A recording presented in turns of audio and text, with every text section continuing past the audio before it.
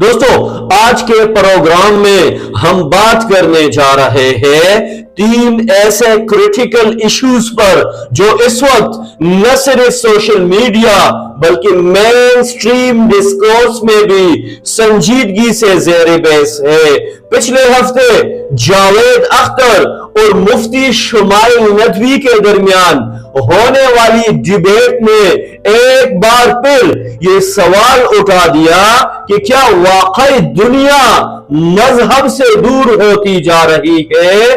दूसरी तरफ हम देखते हैं कि मजहब के नाम पर मिस यूज कैसे हो रहा है।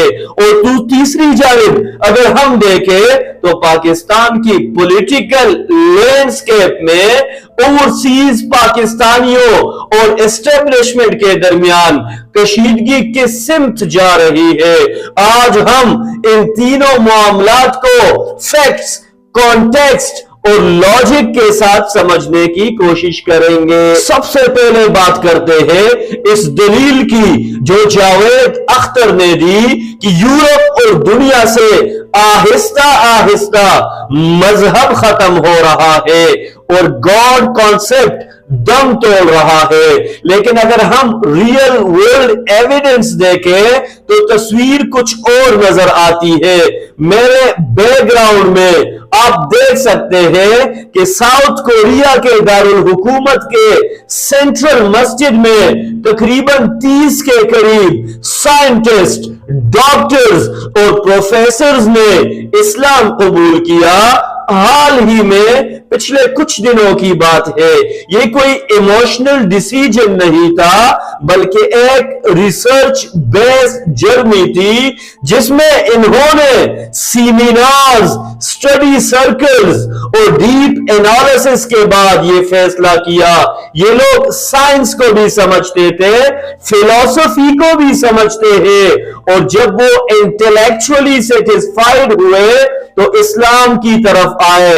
इसलिए ये कहना कि मजहब खत्म हो रहा है एक और सिंप्लीफाइड क्लेम लगता है। अब दूसरी तस्वीर देखते हैं जो मजहब का डार्क साइड दिखाई देता है।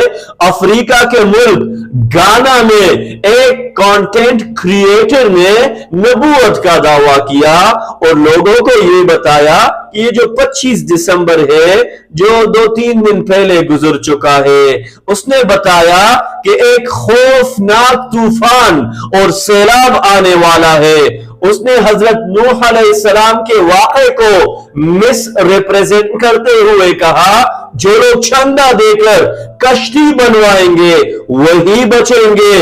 खौफ के आलम में लोगों ने पैसे दिए, डोनेशंस जमा होती रही और 25 दिसंबर आकर गुजर गया।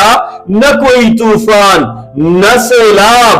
बाद में उस शख्स ने कहा ये सब उसकी दुआओं की वजह से मुअख्खर हो गया और कुछ ही दिन बाद उसके पास एक $100,000 की मर्सिडीज नजर आई। ये एक वाज़ेह मिसाल है कि कैसे फेक रिलीजन, फॉल्स क्लेम्स और पब्लिक मैनिपुलेशन के जरिए लोगों को बेवकूफ बनाया जा रहा है। अब आते हैं तीसरे और निहायत हसास मामले की तरफ, यानी ओवरसीज पाकिस्तानियों, पीटीआई और पाकिस्तानी एस्टेब्लिशमेंट के दरमियान बढ़ती हुई पॉलिटिकल कन्फ्रंटेशन की तरफ। चूंकि ओवरसीज पाकिस्तानी पाकिस्तान के कानूनी दायरे से बाहर होते हैं, इसलिए हुकूमत के लिए इन्हें रेगुलेट करना आसान नहीं। इसी तनाजुर में पाकिस्तानी हुकूमत ने बरतानवी हुकूमत को कुछ वीडियोस और फुटेजेस फराहम की जिनमें मुबैना तौर पर पाकिस्तान के खिलाफ इंसाइटमेंट, बगावत और हत्ता के आर्मी चीफ के कत्ल जैसे नारे दिखाई दिए गए हैं। दूसरी तरफ पीटीआई और ओवरसीज पाकिस्तानियों ने अपना काउंटर नैरेटिव मजबूत किया, खास तौर पर बरतानिया में बैरिस्टर शहजाद अकबर पर होने वाले कातलाना हमले को बुनियाद बनाकर दोनों तरफ से लीगल, डिप्लोमेटिक और मीडिया वार तेज हो चुकी है। اب یہ معاملہ کہاں رکنے والا ہے یہ آنے والے دنوں میں پتہ چل جائے گا۔ دوستو آج کے تینوں واقعات سے ایک بات کھل کر سامنے آتی ہے کہ نہ تو ہر مذہب سے دوری کی بات سچ ہوتی ہے، نہ ہر مذہبی دعویٰ قابل یقین ہوتا ہے، اور نہ ہی سیاست میں ایموشنل ریئیکشنز ہمیشہ درست راستہ دکھاتی ہے۔ اصل ضرورت کریٹیکل تھنکنگ، فیکٹ چیکنگ اور بیلنسڈ اپروچ کی ہے۔ مذہب ہو، سیاست ہو یا سوشل میڈیا، جب تک ہم عقل، علم اور اخلاق کو ساتھ نہیں رکھیں گے تب تک نہ سچ پہچانا جا سکے گا اور نہ جھوٹ کا مقابلہ کیا جا سکے گا۔